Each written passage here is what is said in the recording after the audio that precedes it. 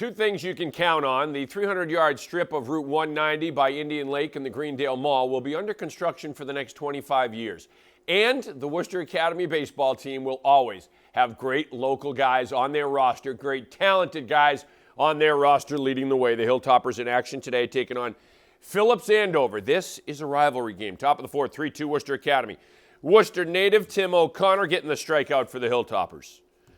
Then, top of the fifth, Jonathan Santucci from Leominster, but playing for Phillips Andover. Pokes one to deep right center. Andrew Sifio scores. Tied at 3. Here comes the go-ahead run. Nailed at the plate. Michael Borelli applies the tag. Great throw in center field from Asa Floyd. Top of the sixth, Eddie Beauregard on in relief. Nice defense from the former Wachusett star. He flips to first for the out. Still in the sixth. Runner goes. Borelli with a great throw down to third. Sean McCarthy applies the tag, and that out ends the inning, and they're pumped. Now, still tied at the bottom of the seventh. Darkness falling. The streetlights are on. The headlights are on in the cars. Thomas Sasso with a single. 2 outs now. Shot to right. It is caught. The game is suspended due to darkness. They will resume it on Monday. Tied at 3 in the eighth. Leominster visiting Auburn on the turf today. Blue Devils ace Pat Gallagher dealing as he gets the strikeout. 2-0 Leominster at the time. Bottom of the third, Auburn's Ryan Lempicki with the chopper. Good charge from Tyler Smith. Lempicki beats it out. Rockets trying to start something. Rockets Mike Breen going opposite field. Breen showing off the power. One hopper off the fence. Lempicki coming around to score. It's 2-1. Auburn's on the board. C.J. Willis smacks one to the center field fence. Playing a game of Tattoo U. Breen scores. It's 2-2. Willis is all jacked up. Gallagher rearing back. Gets another strikeout, and that one ends the inning. Rockets ace Coleman Picard getting the strikeout to end the top of the fourth. Bottom of the fourth. Auburn's Lempicki going with the pitch. Shoots it down the right field line. Brett Sullivan scores. Evan Bond scores as well. 4-2 Auburn. The Rockets get a big win today. 5-2 is your final. Jackie Apuda in the circle. Auburn in Leominster softball. Scoreless in the top of the fourth. Leominster shot to Izzy Therian. She stops the ball, grabs it for the out. Great play by the shortstop. Bottom of the fourth, runners at the corners.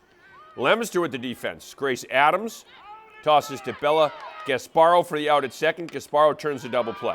Bottom fifth, runner on for Therian. She drills it deep to center. Auburn threatening. They got runners in scoring position. Therian's got a double. Leominster's Liz Ledger bearing down, gets a big strikeout to end the inning and the threat. Top of the sixth, 1-0 Leominster. Pitch gets away. Grace Adams scores, 2-0 Blue Devils. Still in the sixth, Leominster's Bella Gasparo. Loops one in to shallow right center. That ball falls in. Mia Lucy scores, 3-0 Leominster. Auburn's Ava Novakowski gets the strikeout to end the inning. Leominster gets the win, though. 3-2 is your final. Well, the St. John's lacrosse team is going into the iron part of their schedule. The Pioneers beat 2 big teams this week. They beat Grafton and they beat Minnechaug as well. They're working hard in practice, and they don't take anyone lightly. We just got to trust everything. I mean, we got a good offense, we got a good defense. We just got to keep trusting it, and we'll shut down those teams, and we'll win some games. We just have to keep coming to practice, busting our butts, playing every practice like it's a game and not taking anyone lightly. I know last season we took Nipmuc lightly, and they ended up beating us, and that kind of hurt us later on in the season, so it's good to be where we are right now. We just got to keep practicing hard, make sure everybody has their focus in, doing their jobs, and especially during the games, just doing the dirty work, getting GBs, sliding on defense, make sure there's a 2-slide, just everybody working together and making sure everything works perfectly.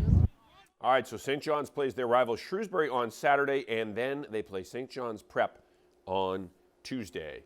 Undefeated Worcester boxer Jamaine Ortiz fights at the Twin River Casino a week from tonight. He is the headline fight, the main event.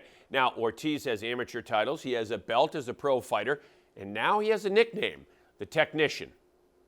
People always say, you know, this sport you need not only as a fighter, but you're also entertaining. You need a name, and I just never had anything that clicked. But, you know, me and my good friend Jose Rivera, we was in a car ride one day coming from Boston, and we got the name of the Technician, and it really clicked, and I feel like it fitted with me, because if you search it up, you know, it's somebody that's very skilled and expert in their craft, and I feel like that is me, you know, not only inside the ring, but outside the ring, you know, in life, you know, even with my carpentry and with my boxing, I'm an expert, I'm skilled, you know, and that's just me, Jamaine Ortiz, the Technician.